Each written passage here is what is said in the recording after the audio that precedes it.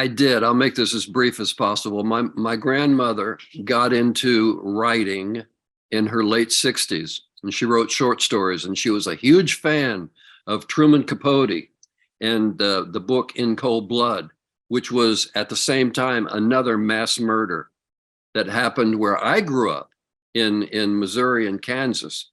But I was also aware of Boston Strangler story. My grandmother would bring up the subject, and pretty scary story, pretty scary story. So was slightly familiar with it, yes. Jack McLaughlin in this film is the managing editor, and there's a hierarchy in the newsroom, and he's up there. So these women journalists, all the journalists have to, get by him to prove themselves. This is a working class paper that I think is part of the, remains part of the story in the film. It's just merging with the Hearst Corporation. And so it's a tough arena. I was directed to great source material about what it was like to work in the newsroom in the early 60s.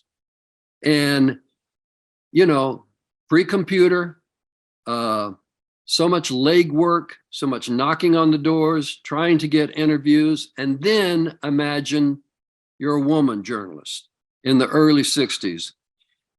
And it's just a matter of fact, the newsroom, the men were very dismissive of the women journalists, gave them very little respect, called them news hens, very disrespectful stuff. So these women really had to, as is the case, prove themselves time and time and time over and over again, to gain respect.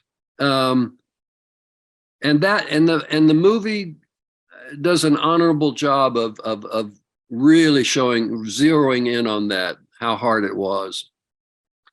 Well, Jack sends Loretta and Jean from the lifestyle department where they are, and you're sent out to check out the latest toaster and write an article about it.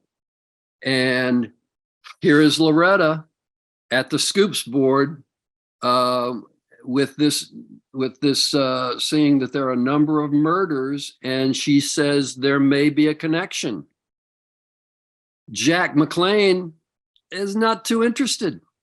He's not too interested. The Boston police aren't too interested.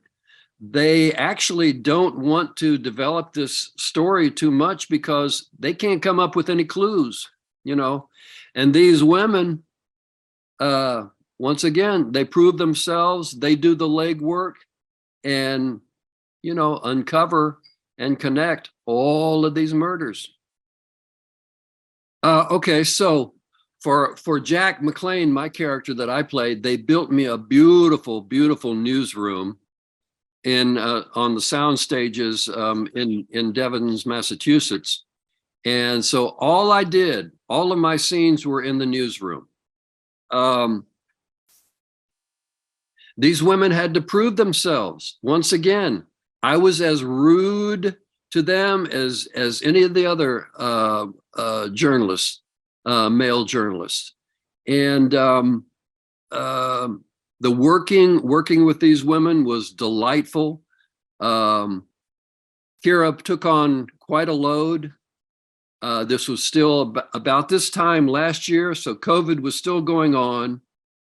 I appreciated the security that they did in stepping into the soundstage. You were immediately swabbed and tested, and I really appreciate the concerns and it went very smoothly, and I think the working relationships were very serious for the day's work. I mean, we had a serious subject, but there were light moments and of everybody. Carrie Coon was the one who came on set and cracked us up. You know, when we were getting a little too serious, she'd always have something to lighten the moment. So it was appreciated, you know. Matt is he's my kind of director. You know, I mean, he cast me. I assume thinking that, oh, this guy can pull off the character. He was very helpful with research. He grew up here, so he really knew, he got the Boston cadence, and the research that he did was remarkable. And he gave me free rein. He gave me free rein. And if there was something not to his liking, we make a little adjustment here, a little adjustment there, and carry on. The relationship was, I think, very, very nice, very, very compatible.